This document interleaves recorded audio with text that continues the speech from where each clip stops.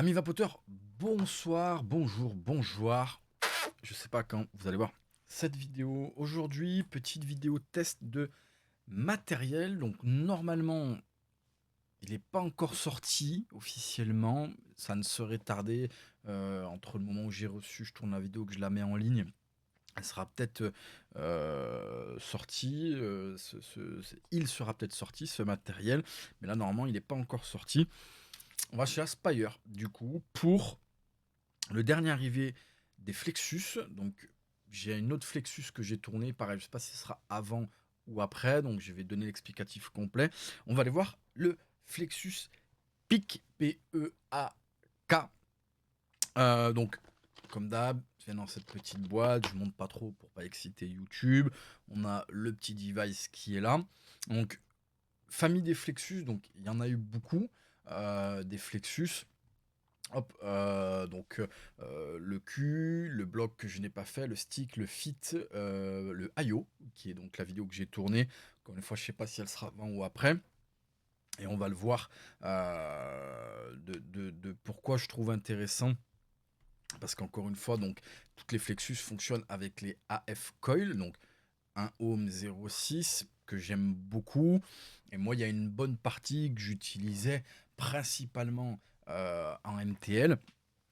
Parce qu'effectivement, peut-être que certains devices permettaient pas l'exploitation complète du DL, sauf le Flexus IO qui est pas mal dans les deux, le stick aussi, mais c'était peut-être pas encore ultra optimal, en tout cas en versus celui-là, puisqu'à l'époque il n'existait pas.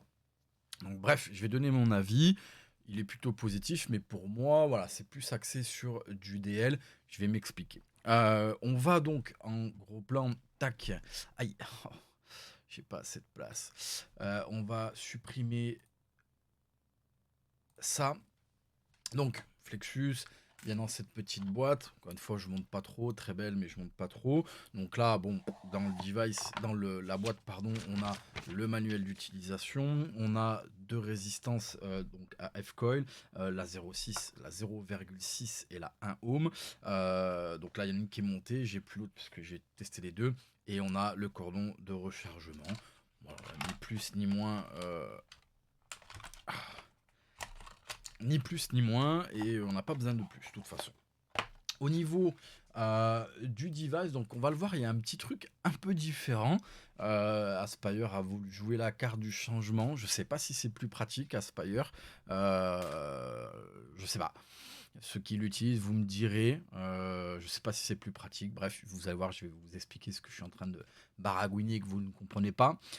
Donc, on a une hauteur approximative. Donc là, pas besoin d'être reviewer. C'est écrit de partout de 102 mm pour à peu près 29,530 et 17. On a de nombreux coloris, pas de souci. Batterie donc intégrée, on la voit, de 1000 mAh. Rechargement à 2 ampères. On a bien sûr une activation par aspiration. On le voit, il n'y a aucun bouton. On a, vous allez voir, c'est là où ça change. Il n'y a pas de bouton, mais on peut ajuster la puissance. Donc il y a 3 niveaux. L'arrivée d'air est ajustable. Je l'ai dit, ça fonctionne avec les AF Coil. Et une capacité de 3000 litres. Ok. Donc on va faire le tour. On a au cul le rechargement du device. On a ici une petite LED, on verra l'utilisation, il y a une LED également ici. Là on a un style voilà, ouvert où on voit voilà, tout ce qui est le circuit imprimé, batterie et compagnie. On a ici un petit ETE qui dépasse pour pouvoir régler l'arrivée d'air de le plus ouvert possible pour le matériel jusqu'à le fermer. On a le pod, d'accord, donc avec la pièce buccale hein, qui est intégrée, c'est pas des drip tips. On ouvre, on a tout ce qui est connexion électrique et aimant, avec bien sûr l'air qui arrive à ce niveau-là. Et on a ensuite le pod, donc avec le AF coil, donc c'est à résistance qui sont remplaçables bien entendu, et ici l'ouverture pour remplir son Joyous. On le voit, une batterie, une LED ici, et pareil, je sais pas si vous allez voir correctement, voilà, une LED de l'autre côté. Moi, je l'utilise le soir, dans la nuit. Ça, c'est discret, ça éclaire, mais grave. Voilà, on aime ou on n'aime pas. Et donc, je l'ai dit, il y a 3 niveaux d'ajustement, rouge, bleu, vert. Et vous allez me dire: «Mais il y a pas de bouton, comment on fait?» Alors c'est là où c'est nouveau, encore une fois, je sais pas si c'est plus pratique. On va venir déconnecter et reconnecter. Alors, moi, c'est la technique, je trouvais. Au début, je l'enlevais complètement le pod et je le remettais. Ouais, c'est un peu chiant. En fait, si on vient prendre ici le bord et on vient faire ça, ça le déconne un tout petit peu de la connexion et on fait 3 fois ça, ça suffit largement. Donc là, on va essayer de se mettre là. Voilà, hop, vert, ah, rouge, bleu, vert. Donc ça permet tout simplement de régler la puissance. Rouge, on est au plus bas, bleu, on est à la moitié et vert, on est full puissance. OK? Voilà pour le device, le tour du device. Donc on va revenir sur ma tête. Tac.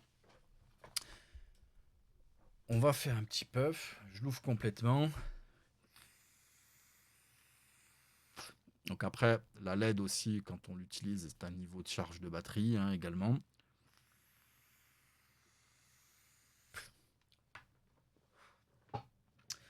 Fonctionne très bien. C'est les AF Coil. Donc là, je suis avec la 0.6. Je suis au plus haut.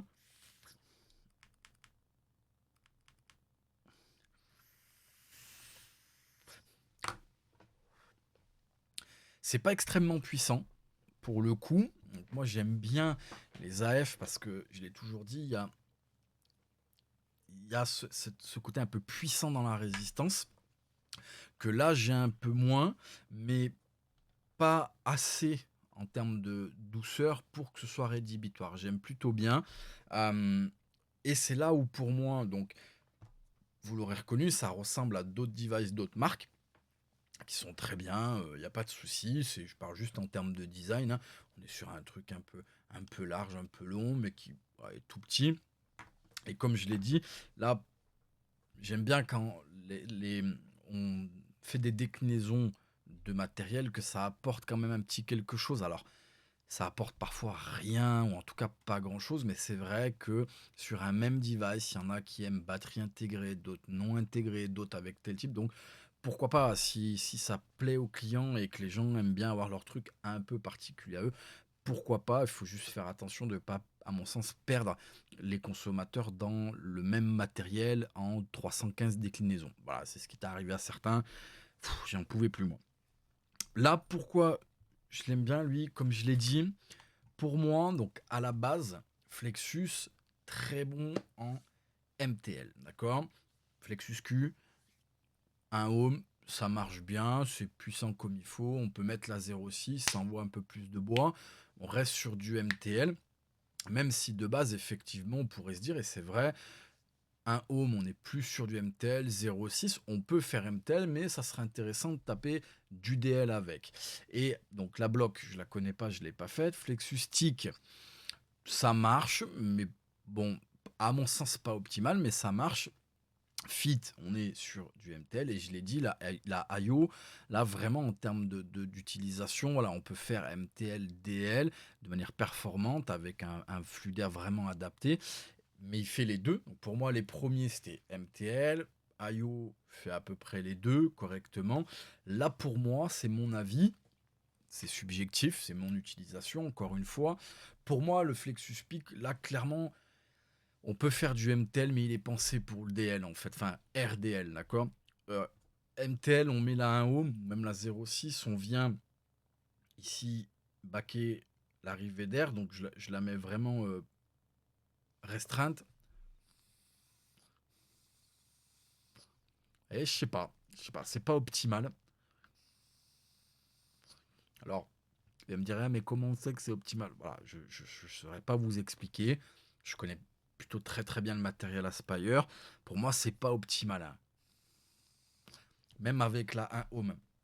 Et ça, je pense, et c'est pas que Aspire, c'est que euh, sur du matériel, quand on inverse la prise d'air, c'est-à-dire que, je l'ai toujours dit, il y a l'air qui est gérable par le matériel et puis l'air de la résistance. Quand on a, pardon, une certaine arrivée d'air par la résistance et que le device envoie plus d'air, c'est pas grave, la résistance elle bloque, mais on a un passage d'air qui est parfait au maximum de ce qu'il peut. Quand on fait l'inverse, pour moi, on tire pas le max de la résistance, c'est-à-dire que on a un certain passage d'air et on restreint plus le matériel. Donc la résistance peut encaisser plus d'air, mais nous on a restreint, bah du coup, je sais pas, l'aération, le mix vapeur-air est pas bon, le ratio, pour moi, et donc on n'est pas optimal. Donc pour moi, on n'est pas optimal sur du MTL avec la Flexus Peak. Par contre, j'ouvre à fond, là, en RDL, on est top. J'ai vraiment, je sens toute la puissance et la saveur de la résistance et du liquide que je teste, que je connais très bien. Maintenant, attention, on est sur un RDL, donc restreint, mais assez restreint. C'est vraiment bien restreint. C'est pas mon RDL de prédilection, d'accord? Moi, je le dis, c'est le DL très ouvert et à basse puissance. Et si je devais choisir un RDL, bah, je me rapprocherais de ça, hein. C'est-à-dire que ce serait un RDL, mais le plus ouvert possible. Là, on est sur quelque chose d'assez restreint. Ouais, c'est quand même bien restreint. Donc on est top sur la resti de saveur, mais sur un RDL assez restreint, donc qui me convient pas à 100%, hein, ça me convient, mais c'est pas le max du top pour moi. Donc ça, pour moi, ça peut correspondre à une personne qui débute ou quelqu'un qui avance, qui est un peu plus avancé, qui veut quelque chose de discret, qui n'a pas besoin d'un gros matos pour faire du DL, et qui veut quelque chose d'assez RDL et tranquille. C'est pas ultra puissant, mais c'est juste puissant comme il faut. Voilà, pour moi, à qui s'adresse ce type de matos. Après, on aime le style ou pas, hein, ça c'est encore autre chose. Euh, voilà pour ce matos, c'est sympa, bien joué Aspire. En ce moment, ça envoie du bois sur beaucoup de trucs. Je l'ai dit, ça fait partie de mes marques préférées. Je parle en termes d'utilisation de matériel, je parle absolument pas en termes de relation. Enfin, dire c'est pas la relation qui implique le fait que j'apprécie. Voilà, je suis toujours indépendant personnellement et voilà, et je le resterai, ça c'est sûr. Voilà pour ce truc-là. Merci à Spire, bien entendu. C'est une relation qui perdure et dans le respect de chacun. Ça, c'est cool. Merci à vous d'avoir regardé cette vidéo. Comme je le rappelle maintenant en fin de vidéo, peu importe les accointances, les marques, pardon, le matériel, le liquide, le plus important, c'est de trouver l'ensemble, le combo qui vous satisfait et qui vous tiendra un maximum éloigné du tabac. Sur ce, je vous souhaite une bonne journée et on se retrouve sur la chaîne pour d'autres vidéos. Ciao.